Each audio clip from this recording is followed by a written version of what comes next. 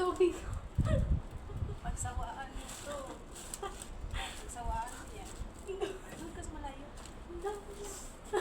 Para lang to sa'yo. Thank you. Pagsawa ko dyan. Ito, ano, nag-grocery ka ba? Nag-order ako sa baano sa tindahan.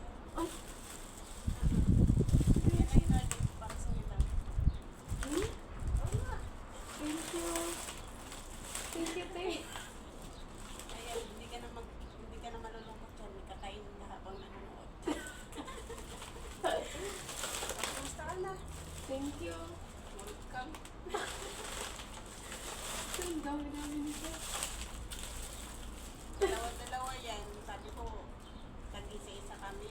Sabi ko, huwag na. Pero kasi ako, lagi naman ako nakakain eh. Hmm?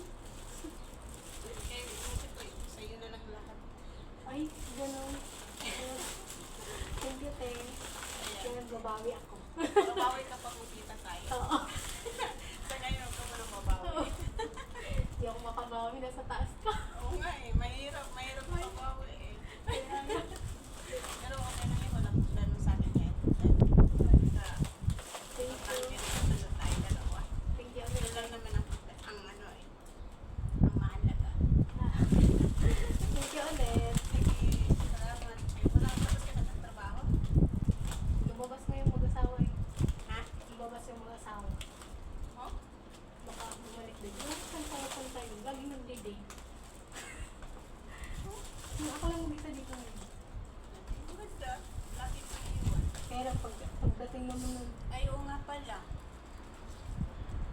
Yung ano, halimbawa, kasi kagabi, pinakita sa akin ng amo ko, yung bahay. Patay tayo dyan. Sabi niya kasi daw, ito daw, ang amo mo daw, pinipilito sila paalisin dito. baka magpapakasal na nga ako. Mm-hmm. Wala na tayo magagawa po. Wala tayong magagawa. Yeah. Kung ano, halimbawa, hindi ko maibigay ng cash sa iyo, i-send mo na lang sa akin yung STC mo. Okay lang tayo, oo. Ha? Okay lang. Kasi ipasok natin doon. Okay lang. Nabigyan ka naman dyan? Ha? Nabigyan ka naman? Hindi ka pa binibigyan? Dala, ipa-forward ko na lang sa amo ko. Okay lang tayo. Ha? Okay lang. Oy, pera mo yun. Dato. Pinaghirapan mo yun.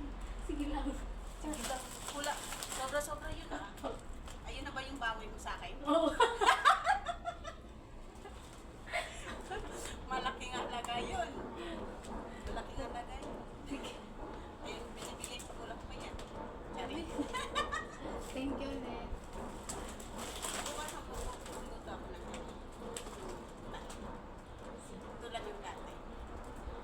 Ganito ako, lulutuin kita ng sa kain. Ano. Dapat sana ngayon. Kaso, nag-order na lang ako ng ano.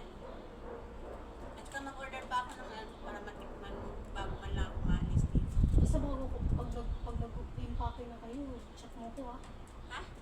Pag nag-aalis na kayo, nag-impake. Hindi pa.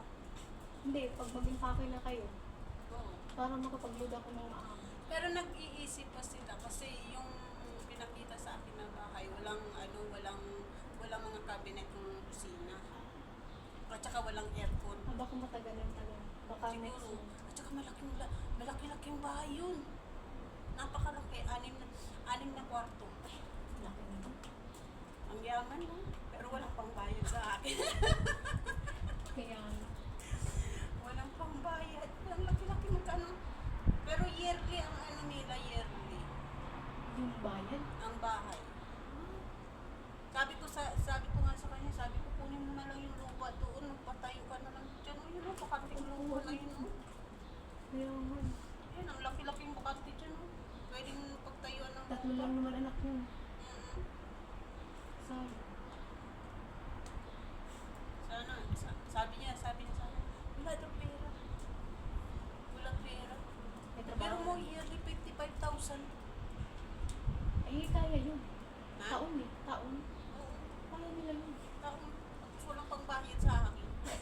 Naghingi ako kahit isang araw kasi sabi ko emergency. Pinakita ko na yung mga picture.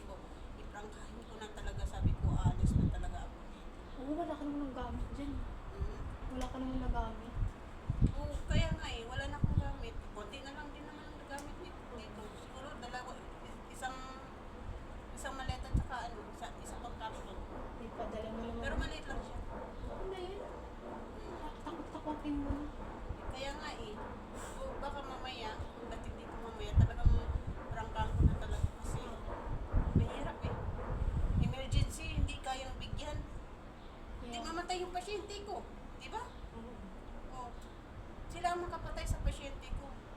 Hindi ako. Hindi sila kasi nagbibigay ng